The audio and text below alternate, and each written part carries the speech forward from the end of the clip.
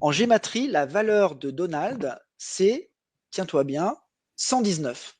Ah ouais. En gématrie hébraïque. Si on fait le Mhm. calcul, si on peut l'essayer en ligne, hein, c'est très facile, on tape Donald et ça nous donne 119, 11,9. C'est fou Alors quand là, même. la gématrie, donc c'est une attribution aux lettres, un chiffre, Voilà. dans le cadre de l'alphabet hébreu à la base, mais peut-être qu'on applique ça après au... C'est ça? Ah bah après, on Oui. peut le faire. Il y a plusieurs sortes de gématrie, hein. Il y a la Mhm. gématrie, alors la gématrie ou la guématrie, on dit plutôt la guématrie, non, je sais plus. Hébraïque, traditionnelle, hein, voilà, tout ce qui est, enfin, tous ceux qui s'intéressent à la Kabbale, etc., connaissent bien. Et puis après, on peut le faire aussi en anglais, c'est-à-dire, c'est comme en français, on prend pour chacune des 26 lettres, on donne un point. Mhm. Voilà, donc il y a plusieurs méthodes, mais dans la méthode hébraïque, ça donne 119. Ok. Ça, c'est le 8 novembre 2024, donc c'est 3 jours après la réélection de Trump, hein, donc c'est après l'attentat, mais voilà, j'ai mis la traduction sur la diapo suivante, c'est toujours ce côté messianique. Alors je donne voilà, la traduction. Nous avons donc quelqu'un qui va dire il a gagné parce que, alors voilà, comme une sorte d'aveu. Alors, il a gagné parce que c'est le plan. Hein, Mhm. Trump est en fin de compte un Gilgoul d'Ésaü. Alors, qu'est-ce que c'est qu'un Gilgoul? C'est une figure de prophète dans la tradition juive, Ésaü étant le père des civilisations occidentales, notamment de l'Empire romain. Mhm. Et puis, il dit également ceci, alors pareil, voilà la version originale, je donne la traduction. Il rajoute ceci, le président des États-Unis est un empereur de Rome, parce que les États-Unis font partie d'Ésaü, n'est-ce pas? Une partie d'Édom, une partie de Rome, et ainsi de suite. Et c'est fondamentalement qui il est. Voilà donc qui est Trump. Voilà, il le dit explicitement. C'est vraiment une figure messianique. Bien sûr, ce n'est pas le Messie, c'est un homme, mais c'est une figure messianique en termes d'Édom ou d'Ésaü. Et qui est, pardon, cette personne qui dit ça, du coup, là? Comment c'est Eh qui? ben, alors, je crois que c'est un rabbin ou quelque chose comme ça. Ok, Qui, voilà, 3 jours après la réélection de Trump, d'accord, explique qu'en fait, c'est comme un messie et que d'accord. c'est un Gilgoul d'Ésaü, Qui donne et son que analyse de cette voilà, réélection et de ce personnage hein, qui est réélu. voilà, Ok. et c'est le plan. Mhm. Et donc je reviens sur le dessin de la couverture, de The Economist, donc de 2023, à propos donc du monde en 2024, hein, moment où a eu lieu, le pseudo-attentat. Regarde à quel point cette photo, enfin ce dessin avec le point d'interrogation ressemble également à la photo qui est sortie Ouais. partout dans la presse de Trump après l'attentat avec son pansement sur l'oreille. Mhm. Voilà, ouais, je trouve que The Economist vraiment prédisent de tout magnifiquement l'avenir. Mhm. Mhm. Et donc, on a cette oreille blessée, en tout cas prétendument blessée. Et regarde ce que disait, on revient à la Bible, l'Exode 21, 6. Très intéressante citation. Alors le maître prendra Dieu à témoin et fera approcher l'homme du battant de la porte ou de son montant et lui percera l'oreille avec un poinçon et cet homme sera son esclave pour Ah oui, toujours. ok. Est-ce qu'on est en train de nous dire qu'on fait une allusion à la Bible, c'est-à-dire que symboliquement, on allait faire croire au monde entier que Trump allait être assassiné, enfin qu'il allait de justesse être sauvé, mais que voilà, on va lui mettre un poinçon à l'oreille, et symbolique du fait qu'en fait, il est l'esclave de ceux qui tirent vraiment les ficelles. Mhm. Ça ressemble à Ok. ça, hein, on est vraiment dans le symbole là. Ouais. C'est-à-dire que là, on le voit de façon claire par ce symbole affiché lors de ce pseudo-attentat. Il C'est ça, montre que c'est un esclave. le pseudo attentat montre que cette blessure à l'oreille montre que Mhm. désormais, les choses sont claires, il Mhm. est l'esclave. Chers amis, il est actuellement ici à Jérusalem, 8h54, mercredi matin, et nous venons d'apprendre il y a moins de 2 minutes que c'est Donald Trump qui a été élu Baruch Hashem. Alors on va faire un psaume de remerciement à Hashem pour cette grande bonté. Comprenez que si ces caméras risquent de se passer, on entrait dans des très, pas des beaux draps, des très mauvais draps. Et Baruch Hashem, c'est un très grand cadeau pour le peuple d'Israël qui annonce Bezrat Mashiach. Très loin de nous de croire que Donald Trump le Mashiach, bien que c'est la valeur numérique de son nom, Donald Trump Mashiach Ben David, mais peut-être que grâce à lui, et peut-être sûrement que grâce à lui, ça va faciliter que le Mashiach se dévoile Bezrat Hashem. Trump a gagné les élections. Vous êtes content? Écoute, Trump s'est toujours annoncé comme étant un ami de la nation juive, du peuple d'Israël. Il a fait des gestes que très peu de gens ont été capables de faire, empreints de courage. Et je suis content pour lui parce qu'il est vraiment spécial, on peut dire.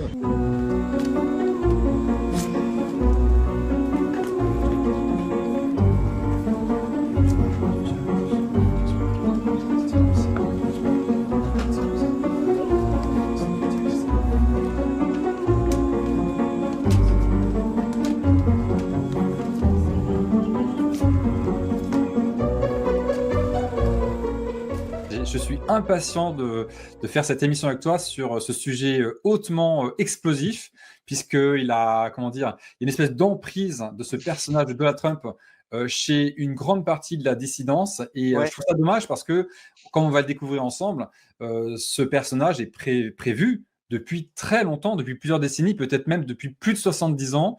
Et donc, j'ai hâte de t'entendre sur ce sujet fou. Ouais, bah moi j'ai vraiment hâte d'en parler aussi. Je suis très content d'être ici. Donc je pense que là, certains vont avoir quelques petites surprises, même s'il y a, il y a des choses connues évidemment, parce que on a tous des degrés de connaissances différents, mais je pense qu'il y aura quelques surprises pour certains quand même.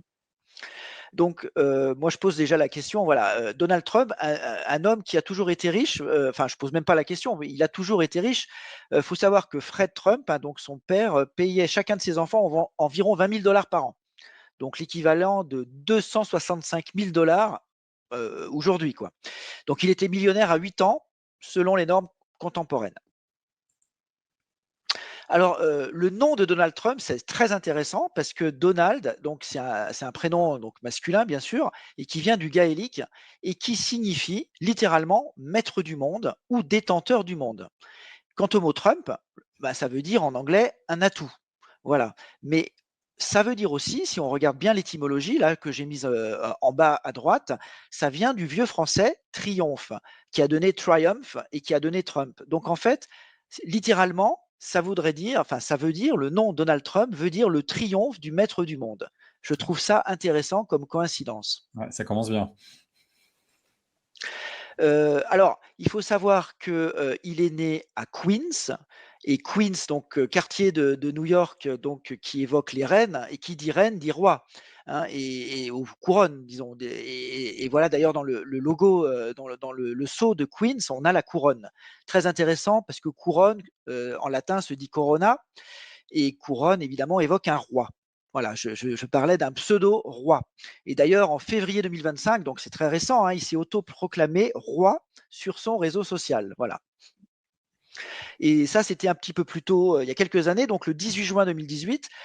Déjà, voyez, on a à la fois l'idée de roi là sur cette couverture du Time et de la gémellité, puisqu'on a le reflet. Et on reparlera beaucoup de gémellité dans les minutes qui viennent. Voilà, King Me, donc le roi moi. Et on va revenir à sa naissance. Donc, Donald Trump est né le 14 juin 1946. Et ce qui est très intéressant, alors bon, c'est que ce jour-là, il y a eu ce qu'on appelle une lune de sang. Voilà. C'est-à-dire une éclipse totale de lune. Et on sait qu'avec l'ombre projetée sur la lune, on a parfois cette couleur de sang, donc d'où le terme de lune de sang. D'ailleurs, il y en a eu une, je crois, il y a 2 jours. Mais voilà, donc il est né ce jour-là. C'est une coïncidence intéressante. Et ça, c'est le 21 août 2019. Donc on est quelques semaines, quelques mois avant la crise du Covid-19. Et on a quand même eu donc Donald Trump qui se tourne vers le ciel et qui dit je suis l'élu. Voilà, il a proclamé alors qu'il défendait donc à ce moment-là la guerre commerciale avec la Chine. I am the chosen one, je suis l'élu. Je suis Mhm. la personne choisie. Donc on a vraiment tout un côté mystique, une sorte de mise en scène de lui-même, hein, qui est Ouais, voilà, qui monte crescendo. ouais. Là, le 29 août 2019, donc peu de temps après, on le voit donc sur le mur des lamentations et on titre le roi Messie Trump. Voilà. Ouais. Donc là, Là, c'est un média israélien du coup qui titre ça tout à lors de fait. sa venue auprès du mur des lamentations à Jérusalem.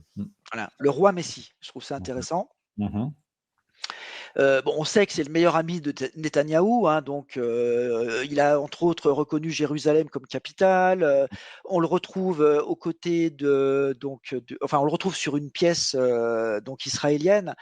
Trump aux côtés du roi perse, j'ai oublié son nom, antique. Et puis voilà, donc là on le voit pousser sa chaise à Netanyahou. Donc voilà, les liens entre lui et Netanyahou ne sont plus à établir. C'est aussi l'ami d'un certain Jeffrey Epstein, hein, enfin en tout cas on a l'impression qu'il a un grand sens de l'humour puisqu'il le fait rire là sur cette photo. Voilà, donc bon ça c'est connu, hein, c'est pour dresser un portrait général, mais on commence à le connaître. On sait aussi que bon, il a le sens de la petite phrase, hein, attrape-les par là, voilà.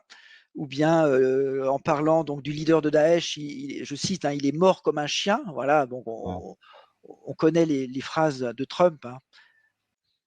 Et puis, prophétie ou coïncidence amusante, donc à la fin du 19e siècle, donc on a les contes du baron Trump. Voilà, c'est pour ça. Alors là, c'est même plus que 70 ans, puisque là, on remonte à plus de 100 ans. Donc on a ce fameux baron Trump qui met en scène un personnage principal donc qui est un garçon riche et qui vit dans le château de Trump, hein, Trump Castle. Et rappelons que Donald Trump lui-même a un fils qui s'appelle Barron, son petit dernier. Eh ben, je vais en parler justement, tout à fait. Non, non, mais tu as bien raison, mais je vais en parler. Alors, on parlait de château. Alors, avant de parler de Barron, on parlait de château. Donc, c'est un habitué des pubs. Voilà, on va aussi parler publicité, hein. On va voir qu'il a fait des petites apparitions dans beaucoup de publicités, hein, Donald Trump. Là, c'est un exemple de 1993 où il fait la promotion de son château, donc Castle, hein, c'est le château de Trump, c'est en fait un casino. Voilà. Et puis donc, alors, avant de parler de son fils Barron, il faut voir que lui-même utilisait le pseudonyme, je ne sais pas si tu le savais, John Barron, ou John Barron avec un seul R, tout au long des années 80. Et donc le pseudonyme est apparu pour la première fois dans un article donc en 80, où, je cite, hein, John Barron, vice-président de l'organisation Trump, a suscité des rumeurs d'une transaction d'1 milliard de dollars pour, tiens-toi bien, acheter le World Trade Center. Donc voilà, il a utilisé lui-même ce pseudo Barron qu'on retrouve donc dans le baron Trump de la fin du 19e siècle. Alors, très très curieux tout ça. Et évidemment, donc son fils, tu le disais à l'instant, hein, il a appelé son fils, un de ses fils en tout cas, né en 2006, Barron Trump. Et je rappelle la définition, hein, du mot Baron en anglais, hein, que j'ai traduite. C'est donc un seigneur du royaume, hein, on est vraiment dans la royauté, un noble, un père. Et c'est aussi, au sens figuré en anglais, hein, un baron, hein, c'est un homme qui possède un grand pouvoir ou une grande influence dans un domaine d'activité. Et le jeune homme, alors moi ce qui me frappe, c'est qu'il se lance, hein, donc on reparle du baron Trump, hein, il se lance dans des aventures de voyage dans le temps. Alors ça, c'est toujours, ça c'est pour tout ce qui est programmation prédictive, hein, que ça soit Retour vers le futur ou d'autres exemples qu'on a déjà vus ensemble, le voyage dans le temps est absolument récurrent. Et curieux également, le dernier livre du volume, hein, s'appelle The Last President, donc le dernier président, en 1896, et il traite de l'ascension d'un président américain. Voilà.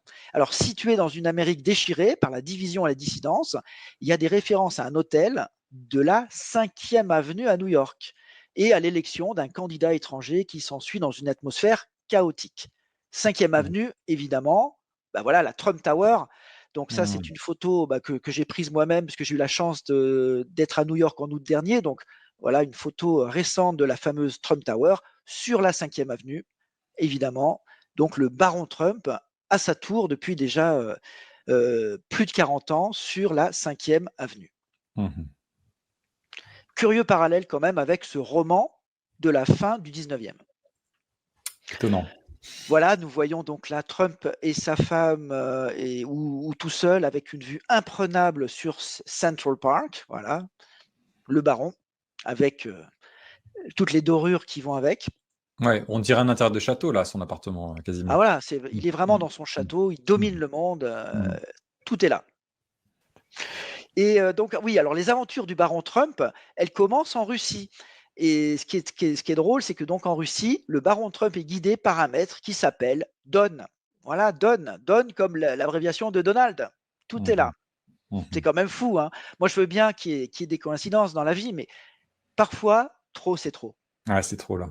Comme dirait Trump, enough is enough. Assez, c'est assez. Voilà, alors les points importants de cette introduction, c'est que la figure de Donald Trump, elle est entourée d'une aura magique, entre guillemets, depuis bien avant sa naissance, comme une idée de prédestination. Donc elle fut renforcée le jour même de sa naissance, hein, l'idée, parce que donc il y a eu cette éclipse, cette lune de sang, et puis cette lettre de Aleister Crowley qui parlait de faire un moonchild. Son nom, triomphe du maître du monde, bon, elle est évidemment associée donc à la royauté, donc au roi, la couronne, la corona, queens, richesse, château, voire l'idée d'un messie. Donc prophétie, je suis l'élu. Donc tout ça, ça fait tout ça, ça fait de Trump une figure complètement hors norme. On n'avait jamais vu ça avec un président, quoi. À ce point-là, on n'avait jamais vu ça avec un président américain. D'ailleurs, il en joue. Voilà. Alors, est-ce que tout ça, c'est l'effet du hasard? Voilà. Ou bien, est-ce que c'est le résultat d'une forme de véritable magie noire, entre guillemets? Voilà. Ou bien, ce narratif, est-ce qu'il est savamment orchestré en haut lieu? Et en janvier 2000, donc un an et quelques avant les attentats, je rappelle que Donald Trump lui-même, dans un livre, écrit: Je suis réellement convaincu que nous sommes en danger d'attaque terroriste qui fera ressembler l'attentat du Trade Center, donc de 1993, hein, à des gamins jouant avec des pétards. Et il dit également: Un jour, on nous raconte qu'une silhouette dans l'ombre sans adresse fixe dénommée Oussama Ben Laden, donc ouais, on peut pas faire plus clair, est l'ennemi public numéro un. Et ensuite, des avions de combat américains ravagent son camp en Afghanistan. Il s'échappe sous un rocher et quelques cycles d'actualité plus tard, c'est un nouvel ennemi, une nouvelle crise. Voilà. Donc Trump qui nous parle explicitement de Ben Laden un an avant les attentats. Mhm. Tous les liens sont là. Et d'ailleurs, c'est ce qui fait dire à ces présentateurs, il a donc prédit les attaques d'Oussama Ben Laden. Voilà, ça a été dit. Donc j'ai pas noté la date là, mais c'est donc sur MSNBC. Hein. Ouais, c'est quand même des grosses chaînes Voilà, américaines. Hein. des très grosses chaînes. Et là, alors voilà, voilà la surprise pour certains qui auraient oublié ou qui ne savaient pas. En 2000, Donald Trump s'est présenté au présidentiel. Mhm. Et voilà, pour la première fois. Donc je pense, Et pour le Parti démocrate. et pour le Parti démocrate, c'est ça qui est important. Voilà, oui, Mhm. oui, effectivement, il n'a pas toujours été républicain. Mhm. Et donc, je pense qu'à l'époque, il y avait la volonté qu'il soit élu président, parce que sinon, pourquoi est-ce qu'on serait embêté à faire toute cette programmation prédictive autour de Trump et du 11 septembre 2001? Je pense parce qu'il fallait qu'il soit associé à cela. Et donc, il devait être président. Et bon, c'est mon interprétation. Je peux me tromper. Hein. En tout cas, Mhm. voilà, je changerai peut-être d'avis demain. Mais j'ai l'impression qu'ils se sont ratés. Il n'a pas été élu finalement, mais que c'était la volonté qui était recherchée. Ok. Après, moi, j'ai l'impression que le fait qu'il soit 47e, puis 49e président, c'est ça, attends, je me trompe. 45-47. 45-47, ça fait 11-9. C'est Voilà. peut-être pas un mauvais choix non plus, quoi. C'est pas un mauvais choix non plus. Alors, est-ce que c'est une solution de rattrapage? On en parlera tout à l'heure, évidemment, mais Ok. voilà. Ok. Moi, j'ai l'impression qu'il devait l'être aussi en 2001, mais je peux me tromper. Hein. D'accord. Ok. Et d'ailleurs, rien que ça, tu vois, le 19 mars 2000, donc 19, donc un an avant, un an et quelques avant les attentats, un an et demi avant les attentats, on a cet épisode qui s'appelle Bart to the Future, donc un jeu de mots avec Back to the Future. Donc on a Bart qui va dans le futur, donc voilà, voyage dans le temps, tout est là. Et nous avons donc sa sœur qui dit, comme vous le savez, donc elle est présidente des États-Unis, elle dit nous avons hérité d'un budget assez serré de la part du président Trump. Donc voilà, on suggère que Trump, dans le futur, voilà, il Ouais, a été président. Le 18 mai 2005, Trump propose la construction des Twin Towers 2. Voilà. Et il dit donc nous voulons reconstruire le World Trade Center comme le World Trade Center, mais en mieux, un peu plus haut, beaucoup plus fort, tout simplement mieux. Voilà. Hmm. On le voit là avec une réplique en plus gros des Twin Towers. Donc on continue à l'associer après coup. C'est ça qui est intéressant. Et très amusant cette pub pour les matelas Certa de 2012 dans laquelle il rencontre un mouton, il dialogue avec un mouton et Trump dit: «Pourquoi ne pas travailler pour moi?» Alors c'est le mouton numéro 1, voilà, numéro 1. «Qu'avez-vous en tête?» Et là, Trump dit: «Quelque chose pour lequel tu es né». Mmh. Et dans les images qui suivent, alors là vraiment, c'est explicite. Nous avons le mouton numéro 1 à côté de Trump et on voit très clairement les moutons numéros 9 et 11. Mmh. Voilà. Ça fait donc 9, 11, 1, 11 septembre 2001 pour les Américains. Tout est là en écho en 2012 et on peut même dire que le numéro 1 en fait, voilà, symbolise le One World Trade Center qui, est sur le point, d'être inauguré. Voilà. Mmh. Et puis Donald Trump, bien sûr, est élu président des États-Unis, mais pas à n'importe quelle date. Le 9 novembre 2016, c'est-à-dire le 11/9, miroir de 9/11. Faut le faire quand même. Mmh. Et en gématrie, c'est intéressant, pardon, en gématrie, la valeur de Donald, c'est, tiens-toi bien, 119 Ah ouais. en gématrie hébraïque. Si on fait le Mmh. calcul, si on peut l'essayer en ligne, hein, c'est très facile, on tape Donald et ça nous donne 119, 11/9. C'est fou Alors quand même. la gématrie, donc c'est, une attribution, aux lettres, un chiffre Voilà. dans, le cadre de l'alphabet hébreu à la base, mais peut-être qu'on applique ça après au c'est ça? Ah bah, après on Et peut le faire, il y a plusieurs sortes de gématrie, hein. Il y a la mmh gématrie, alors la gématrie, ou la guématrie, on dit plutôt la guématrie, non, je sais plus. mh. Hébraïque, traditionnelle, hein, voilà, tout ce qui est, enfin, c'est tous ceux qui s'intéressent à la kabbale et cetera connaissent bien et puis après, on peut le faire aussi, en anglais, c'est-à-dire, c'est comme en français, on prend, pour chacune des 26 lettres, on donne un point. Mmh. Voilà, donc il y a plusieurs méthodes, mais dans la méthode hébraïque, ça donne 119. OK. Donc en résumé, point important, Trump est associé depuis le début de sa vie publique, non seulement à l'immobilier, mais aussi aux Twin Towers et à leur destruction le 11 septembre 2001, avant comme après cette date. À travers des interviews, des pubs, des caméos et des parodies, tout a été mis en œuvre pour créer ce lien. Et moi, donc, je suggère qu'il était apparemment prévu que Trump soit président des États-Unis pendant le 11 septembre, et c'est Bush qui a finalement emporté les élections. Enfin, en tout cas, même, il a perdu le vote populaire, quoi, mais il a été quand même élu. Donc, est-ce qu'il Mmh. y a eu un changement de plan? Je ne sais pas. Bon, là, la question reste ouverte. Et là, nous sommes le 11 septembre 2020. Voilà, donc pendant la pseudo-pandémie de Coco. Donc on est 19 ans pile après, pile, hein, jour pour jour après le 11 septembre 2001. Et donc voilà, on a cet article très intéressant. Trump, j'ai traduit, voilà. Euh, Trump nous parle d'une arme nucléaire secrète. Donc voilà, je trouve ça intéressant qu'il nous parle de ça le 11 septembre, voilà, 19 ans après les attentats. Il nous parle d'une arme nucléaire secrète. Il dit: j'ai construit une arme nucléaire, j'ai construit un système d'armement que personne n'avait jamais eu dans ce pays auparavant. Nous avons des choses que vous n'avez même pas vues ou entendues. Nous avons des choses dont Poutine et Xi Jinping n'ont jamais entendu parler auparavant, a déclaré Trump. Ce que nous avons est incroyable. Voilà, je passe les détails. Et franchement, je pense que je ferais mieux de laisser les choses ainsi. Mmh. Curieuse, très très curieuse déclaration. Un 11 septembre. On associe donc à nouveau les attentats au nucléaire. Mmh. Est-ce que c'est un aveu, une intimidation, une sorte de phrase qui lui a été dictée? Voilà, donc je renvoie rapidement, comme toujours, hein, les spectateurs vers les conférences de Judy Wood ou sur la chaîne YouTube de Jeanne Traduction, qui a fait une excellente traduction de la conférence de Judy Wood, et puis sur toute la série d'émissions, donc sur la chaîne YouTube du Front Médiatique 2 de Akina. Alors sinon, regarde, là on se rapproche étrangement, enfin on se rapproche beaucoup de la crise du coco. On est le 15 avril 2019, donc voilà, journée dont les Français se rappellent évidemment, c'est l'incendie de Notre-Dame.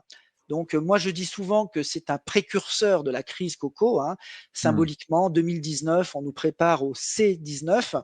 Et moi je retiens ce discours de campagne le même jour, hein. Donc Trump est en campagne aux États-Unis et il parle de la France. Voilà, donc Mmh. il voit les images en direct et il commente.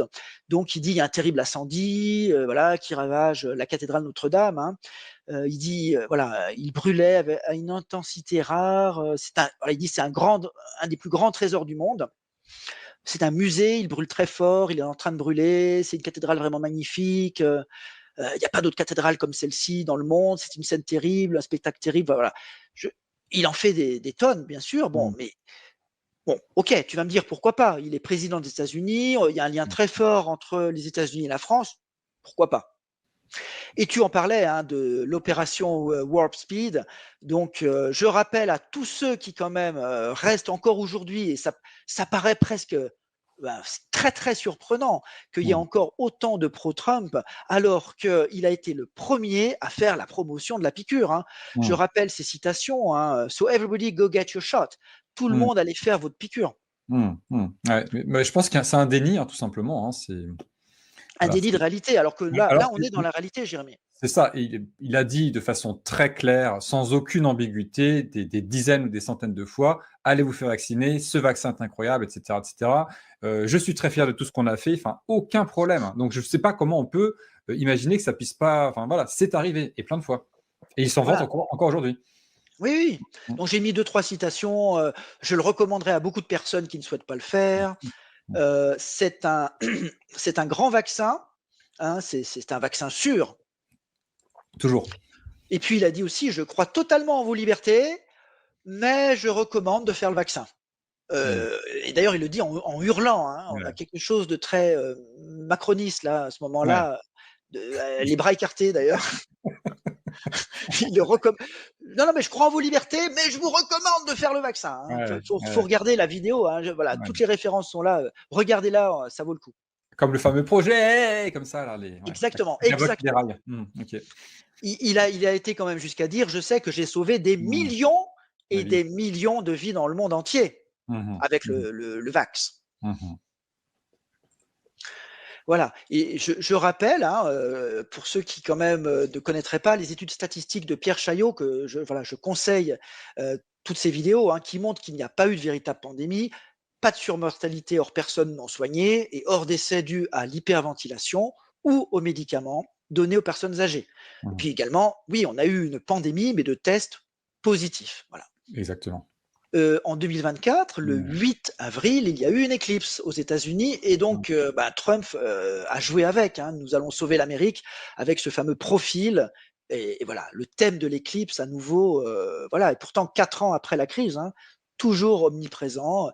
On aime bien faire des rappels, des piqûres de rappel, des échos. Et la Trump Tower, alors j'en ai pas parlé tout à l'heure, j'ai gardé le suspense, mais le savais-tu, Jérémy? Elle a été inaugurée le 11-30, c'est-à-dire le 30 novembre Mmh mh. 1983. Tu enlèves le 0, ça fait 11-3. Ouais. Et voilà, il a été élu d'ailleurs 33 ans plus tard, presque exactement, à quelques jours Mmh près. mh. Mmh mh. Point important, Trump est associé depuis le début de sa vie publique, d'une part à la pizza, et plus particulièrement à sa croûte, Corona, d'autre part à la Lune et au Soleil, et plus particulièrement aux éclipses, Corona également. À travers des interviews, des pubs, des caméos, des parodies, tout a été mis en œuvre pour créer ce lien, hein, c'est comme le 11 septembre et les tours jumelles. Par une curieuse coïncidence, lors de la crise Coco, il fut justement président des États-Unis. Une fois encore, il était apparemment prévu que ce soit le cas, et cette fois-ci, le plan a fonctionné. Et par la suite, donc, on l'a dit, hein, l'opération Warp Speed, il a vraiment activement participé à la promotion de ce concept. Donc, point important, voilà, point important, dès 1958, donc année où le projet de construction des Twin Towers est annoncé par David Rockefeller, un épisode d'une série met en scène un certain Trump, escroc et menteur, qui prétend sauver l'humanité de l'apocalypse grâce à un mur.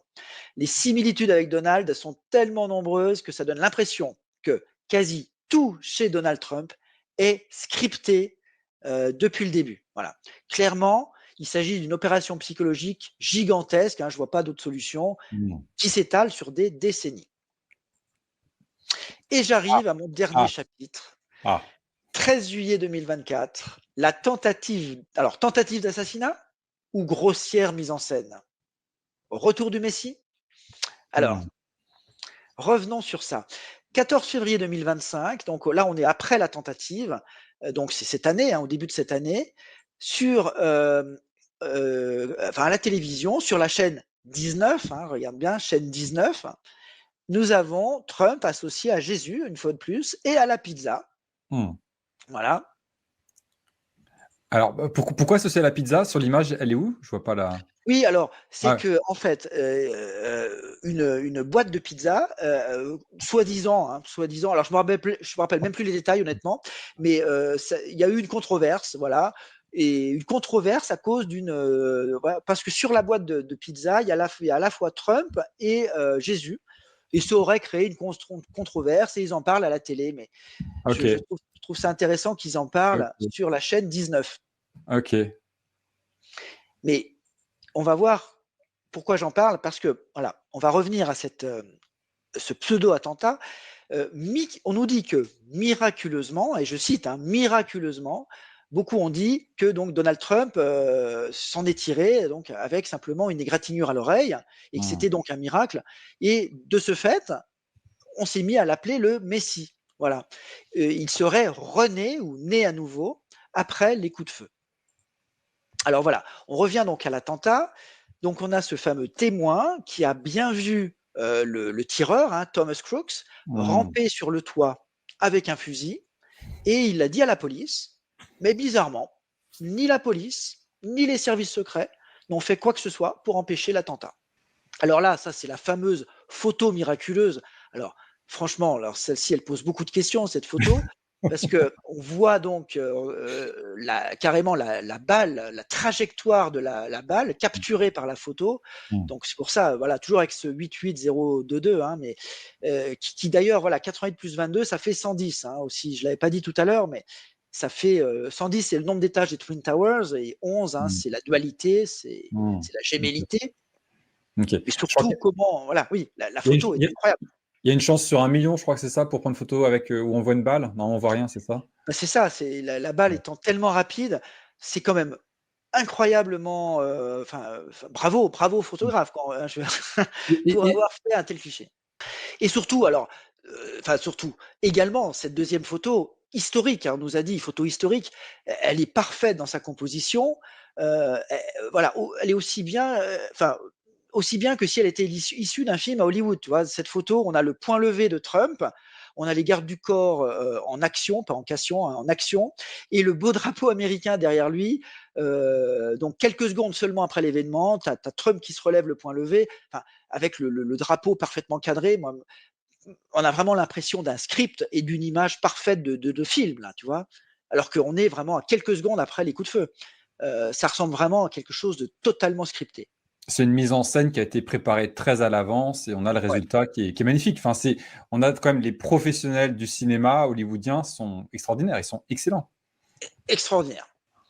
Ah Ok. oui, parce que voilà, regarde, c'est là. Je ne sais pas si tu vois en haut à gauche, on a live, et puis on a une barre, et puis on a Oui. 6-11. Et tu retournes, ça Ok. fait 11-9-1. Ok. Ok. Ok. Ok. Ouais. Voilà, c'est ça que je voulais dire.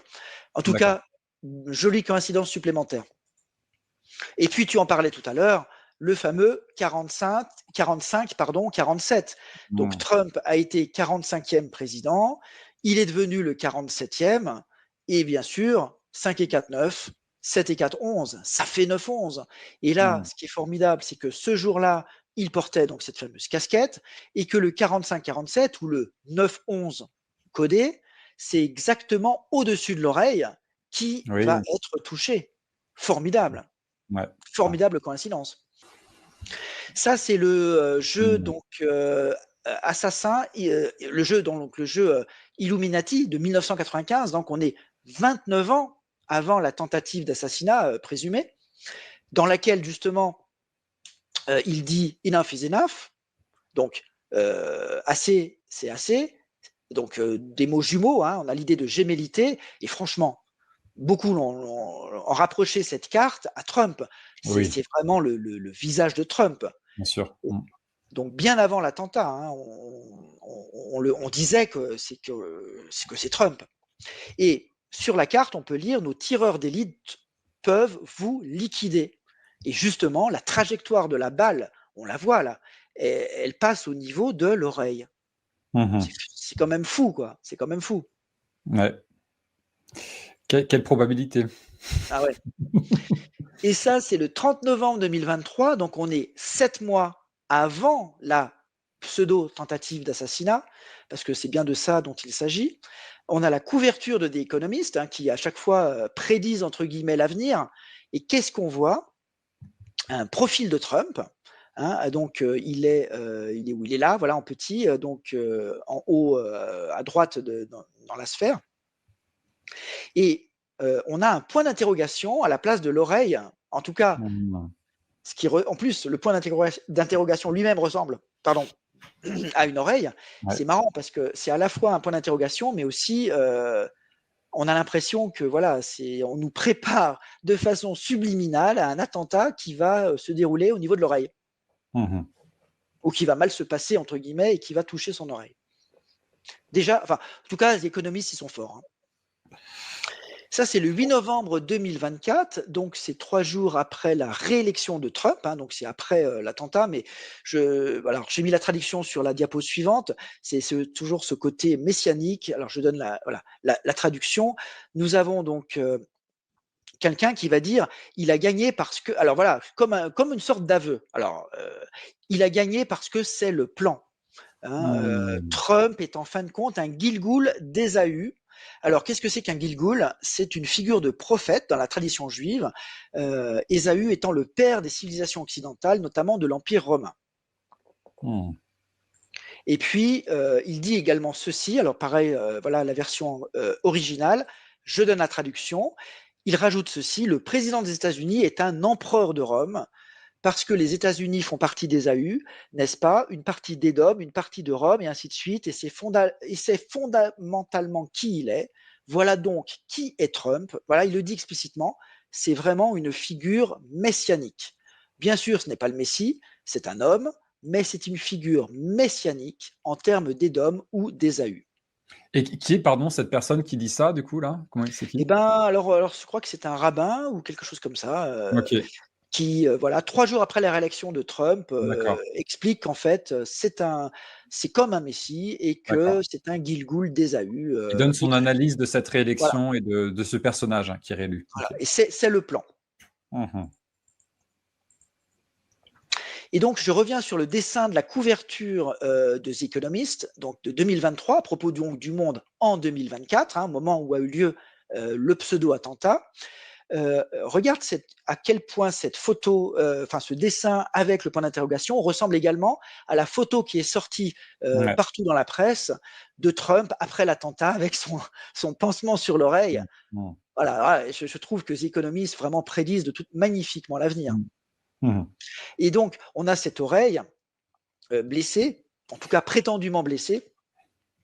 Et regarde ce que disait, on revient à la Bible, l'Exode 21, 6. Très intéressante citation. Alors le maître prendra Dieu à témoin et fera approcher l'homme du battant de la porte ou de son montant et lui percera l'oreille avec un poinçon et cet homme sera son esclave pour Ah oui, toujours. ok.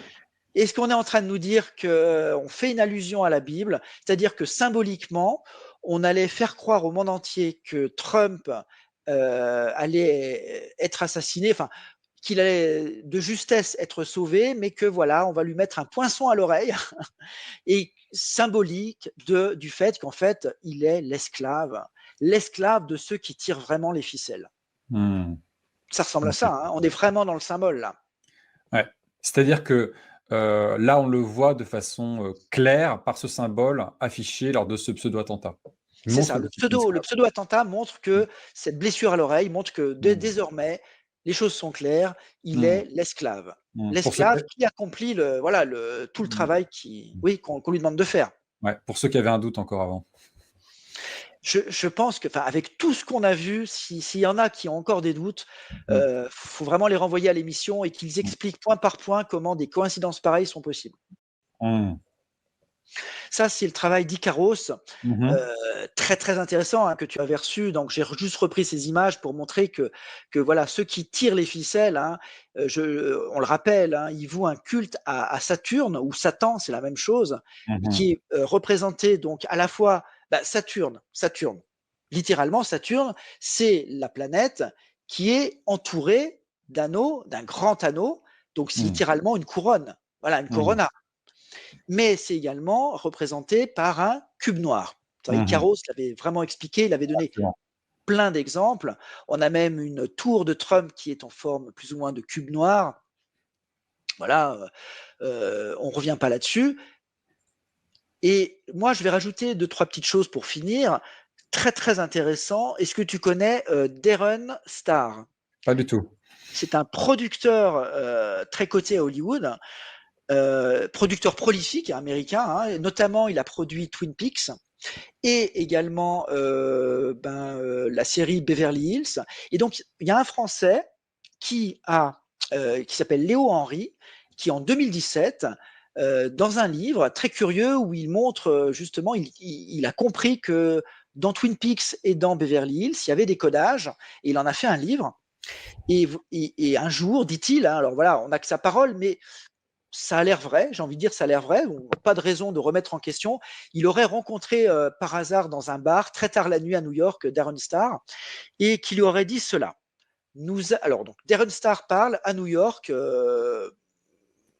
donc il dit nous avons tout inventé de ce qui s'est passé ensuite, après Mhm. 1992, à la télévision comme dans le monde.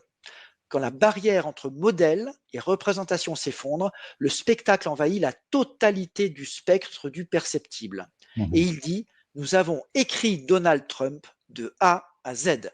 Je connais Donnie, donc Donald Trump, depuis plus de 15 ans. Encore aujourd'hui, c'est mon proprio à New York. Mhm. On s'est toujours bien entendu. Je l'ai fait jouer dans Sex and the City. Son propre rôle, bien sûr. Trump est incapable d'en tenir aucun autre.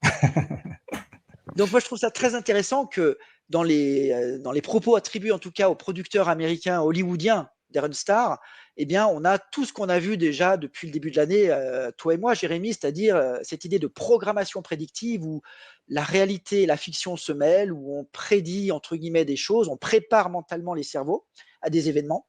Et Mhm. justement, explicitement, on a écrit Donald Trump de A à Z. Ouais. Apparemment, là, Darren Star était un peu bourré et il aurait lâché des trucs. Parce que alors, moi, j'ai envie de croire Léo Henry parce que Léo Henry, c'est quelqu'un qui est très sérieux. Dans sa vie, si on regarde un peu ce qu'il a fait, il n'a pas écrit de livre bizarre. C'est juste un seul exemple. En 2017, parce que vraiment, il a trouvé, à juste titre, j'ai envie de dire, que dans Twin Peaks et dans The Beverly Hills, il y avait des choses qui semblaient faire écho à la gémellité, à la programmation prédictive. Donc, il a repéré quelque chose, c'est clair. Il n'a pas vu tout le reste dont on a parlé, mais il a vu ça, il en a écrit un livre. Et moi, je pense que ce qu'il dit est vrai. Ok. Et il dit autre chose. Voilà, j'ai un dernier exemple. Voilà, autre citation donc tirée du bouquin. Donc, propos attribués toujours à Darren Star. C'est nous qui avons inventé le storytelling pour faire de Donald Trump le président des États-Unis d'Amérique. Très peu d'efforts ont été nécessaires. Tout ce qu'il a fallu, c'était attendre le bon moment, patienter jusqu'à ce que la puissance magique déployée dans les médias soit suffisante et faire pencher la balance en sa faveur. Si Mhm. vous ne voyez rien, c'est que vous ne vous regardez pas dans la bonne direction. Mhm. Voilà encore un bel aveu de la construction totale de Trump à travers Mhm. les médias et le cinéma. Et voilà, alors ça, c'était juste, je suis presque au bout de mon diaporama. Oui, Trump veut faire des États-Unis une superpuissance en matière d'intelligence artificielle. Mhm. Donc, il a déployé le projet Stargate, 500 milliards de dollars dans le développement de l'infrastructure américaine d'IA. Donc, attention, moi, je mets en garde, surveillance généralisée à tous les pro-Trump. Mhm. Ça sent pas bon quand même. Là, on arrive dans la dystopie de surveillance de masse généralisée, effectivement. Voilà, à la Mhm. chinoise. À la chinoise, ouais. Voire plus.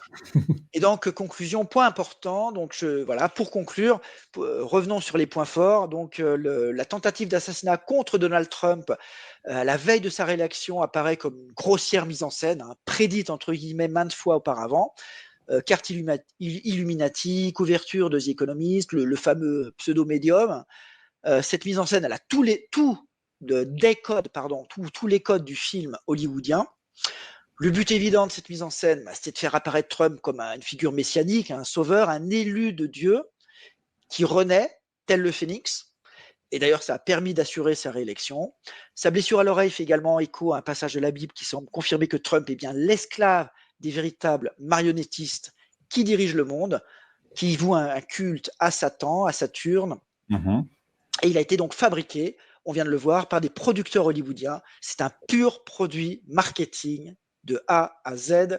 Et là, vraiment, s'il y en a encore qu'en doute, franchement, donnez vos arguments, mais là, je vois pas comment on peut dire le contraire. Ouais, on est loin de l'image de l'outsider qui est en train de nettoyer le marais et de dégager l'état profond. Hein. C'est un pur produit de l'état profond. Très, très, très, très loin du gars qui arrive là par hasard. Ouais. Très, très, très, très loin. Des années-lumière. Et d'ailleurs, regarde, ça, c'est Le Monde en 2025. Donc ça, c'est sorti fin 2024, hein, après sa réélection. Regarde, c'est formidable, tu as le carré noir et Saturne. Donc tu as déjà, tu as Trump en plein milieu. Voilà, bon, les choses sont claires. Bon, ça, c'est normal, il est à nouveau président. Mais regarde au-dessus, comme en couronne à cette sphère, nous avons cette couronne qu'est Saturne. Et puis, Saturne sur un carré noir. Donc là, vraiment, le culte de Satan de Saturne, il est exprimé de façon explicite, plus que jamais, j'ai envie de dire. Et c'est inquiétant. Quelque part, c'est inquiétant parce que voilà. Et ce qui donc semble montrer que Trump est le meilleur atout, et atout, ça se dit Trump en anglais, des mondialistes vers le projet multicentenaire d'un gouvernement mondial. Donc là, vraiment, attention, attention, je mets en garde plus que jamais tout le monde à ceux qui vraiment encore oseraient, après tout ça, soutenir Trump. Méfiez-vous, là, vraiment, le jeu est devenu plus clair que jamais. Ils ne cachent même plus leur jeu. Et je finirai par cet extrait à nouveau donc, de cette série avec Trump en 1958, où donc le Trump, l'escroc Trump dit « Les gens étaient prêts à croire, comme des moutons, ils ont couru vers l'abattoir. » Ça rappelle un peu les propos de Jacques Attali, ça c'est… Et oui, voilà, les gens sont prêts à croire, et c'est ce que tu disais, voilà, les gens sont tellement dans leur… ils ont tellement envie de se rattacher à un sauveur que, comme des moutons, ils courent vers l'abattoir. Alors, de grâce, ouvrez les yeux. C'est ce que disent d'ailleurs les films, hein, Denis Darko ou d'autres. Open your eyes. Newcomer to politics, but not to backing the Jewish state. In 2001, weeks after the attacks on New York City and on Washington, and frankly, the attacks on all of us, attacks that they were perpetrated by the Islamic fundamentalists, Mayor Rudy Giuliani visited Israel to show solidarity with terror victims. I sent my plane because I backed the mission for Israel 100%. Iran is the biggest sponsor of terrorism around the world, and we will work to dismantle that reach. Believe me, believe me. I've been with Israel so long in terms of I've received some of my greatest honors from Israel. My father before me, incredible. My daughter Ivanka is about to have a beautiful Jewish baby.